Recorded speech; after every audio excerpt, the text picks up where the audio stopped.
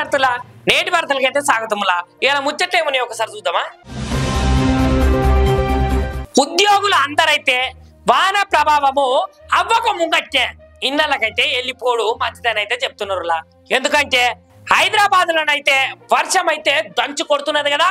ఇక దక్షిణ దిశ నుంచి అయితే భారీగానైతే క్యూములో నింబసు మేఘాలైతే అలుముకున్నాయట. ఇక చూసిరా హైదరాబాద్ మొత్తాన్ని నల్లటి మేఘాలు కమ్ముకునేసరికి వర్షం బాగానే పడుతుందని సిటీ మొత్తం అయితే అలర్ట్ చేస్తున్నారు.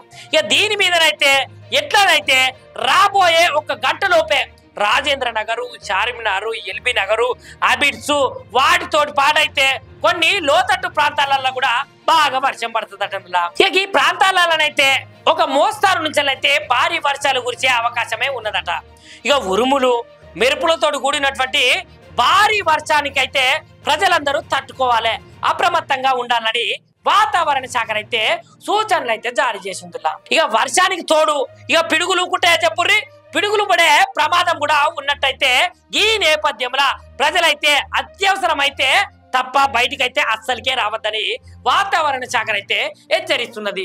జనాలు చూసుకోండి, పెద్ద పెద్ద మేఘాలైతే హైదరాబాద్ ను చుట్టుముట్టినాయట. గట్లనే పిడుగులు పడే అవకాశం కూడా ఉన్నదట, బయటికైతే అస్సలు రాకురులా. ఇక క్రికెట్ల ముచ్చట్లు చూసుకుంటున్నా ఎట్లున్నో ఎరికేనా, ఇంగ్లాండ్ టెస్ట్ సిరీస్ అయితే 2-2 తోటైతే సమానంగా ముగిసిపోయినాయి కదా. ఇక శుభం గిల్లు గట్లనే మహమ్మద్ సిరాజు అద్భుతమైన ప్రదర్శన చూపించిరట. ఇక గిల్లు బ్యాటింగ్ తోటి అత్యధిక పరుగులు సాధించింది కదా. ఇక సిరాజ్ ఏమైనా తక్కువ తినడంలా బౌలింగ్ తోటైతే అత్యధిక వికెట్లు అయితే పడగొట్టిండట. ఇక వీళ్ళిద్దరు ఈ ప్రదర్శనల తర్వాతనైతే ఐసీసీ ర్యాంకింగ్ లా వాళ్ళ స్థాయిలు ఒక్కటేసారి అమాంతం పెరిగిపోయినట్టు. ఇక చూసిరా ఆ ర్యాంకులను కూడా మనం ఒకసారి చూద్దామా. ఈ సిరీస్ అయితే భారత జట్టు కెప్టెన్ శుభం గిల్ అయితే 754 పరుగులతోటైతే అత్యధికంగా పరుగులు అయితే సాధించిందట. ఇక బ్యాట్స్మెన్ అయితే మంచి పేరు పొందిందట.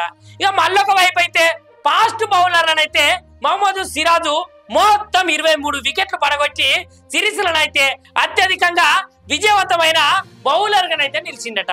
ఇంతటి అద్భుతమైన ప్రదర్శన తర్వాత ఐసీసీ టెస్టు ర్యాంకింగ్లల్లా ఈ ఇద్దరు ఆటగాళ్ళ స్థాయిలైతే రాకెట్ వేగంతో దూసుకొని పోయినాయట. మరి అట్లుంటది భారత క్రికెటర్లతోటి.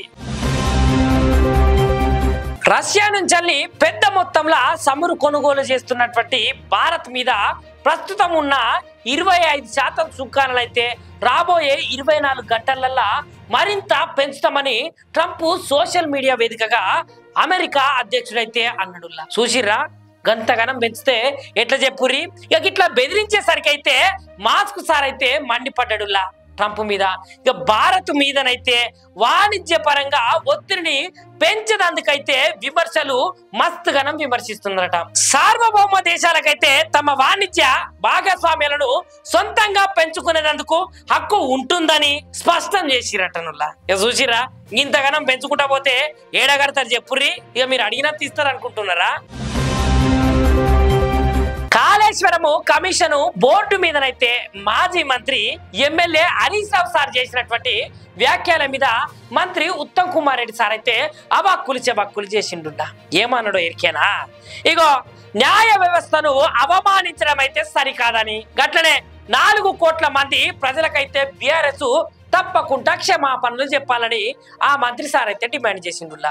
కాళేశ్వరము రిపోర్టు మీదనైతే మోసగాళ్లకు మాట్లాడేటువంటి నైతిక హక్కే లేదు. మీరు మోసాలు చేసిర్రు, మోసాలకు పాల్పడరు కాబట్టి మీరు అసలుకే మాట్లాడద్దు. ఇంకో మాట ఏమన్నాడు ఎరికేనా, ప్రజాస్వామ్య వ్యవస్థలంటే బీఆర్ఎస్ కైతే సులకన భావం ఎందుకు, గింత చిన్న చూప, అసలు ఇది ప్రజాస్వామ్యమా లేకపోతే ఏంటిది.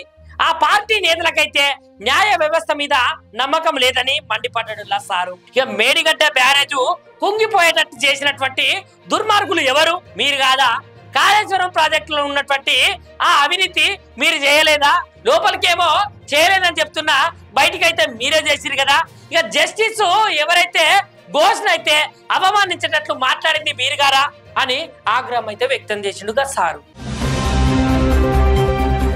నిన్నటి ఉపరితల ఆవర్తన నైరుతి బంగాళాఖాతము ఎట్లున్నదో ఎరికినా ఉత్తర తమిళనాడు తీర ఎంబడైతే సగటున సముద్ర మట్టానికి 1.5 కిలోమీటర్లు, ఇక ఇంకొక ముచ్చట ఏంటంటే 7.6 కిలోమీటర్ల ఎత్తులనైతే విస్తరించి ఎత్తుకు వెళ్లే కొద్దీ దక్షిణం వైపుకైతే వంగి ఉన్నదట. ఇక రాయలసీమ పరిసర ప్రాంతాలల్లో ఉపరితల ఆవర్తనము సగటు సముద్ర మట్టానికి ఎట్లున్నదో ఎరికేనా 1.5 కిలోమీటర్ల ఎత్తు వరకైతే విస్తరించి ఉన్నదట. తూర్పు పశ్చిమ ద్రోణి 10 డిగ్రీల ఉత్తర అక్షాంశం వెంబటైతే ఇప్పుడు తూర్పు మధ్య అరేబియా సముద్రం ఏదైతే ఉన్నదో దక్షిణ అంతర్గత కర్ణాటక గట్లనే తమిళనాడు మీదుగానైతే దక్షిణ భాగాల వరకు నైరుతి బంగాళాఖాతం ఉత్తర తమిళనాడు తీర ప్రాంతంలో ఉన్నటువంటి ఉపరితల ఆవర్తన వరకైతే సగటు సముద్ర మట్టానికి 3.1 కిలోమీటర్లు గట్లనే 7.6 కిలోమీటర్ల ఎత్తులో ఉన్నటువంటి ఇదైతే విస్తరించి ఉన్నదట. చూసారు కదా పబ్లిక్ ఇలాంటి నేటి వార్తలు. ఇక మరి ఎట్లున్నాయి మంచిగానే ఉన్నాయి అనుకుంటా కానీ ఇక తిరిగి మళ్ళీ ఒక మంచి మంచి ముచ్చట్లతో అయితే నేనైతే కలుస్తున్నా ఉంటా. మరి శనార్థి లైక్ చేయండి, షేర్ చేయండి, సబ్స్క్రైబ్ చేయండి. మరిన్ని వీడియోల కోసం బెల్ సింబల్ పై క్లిక్ చేయండి.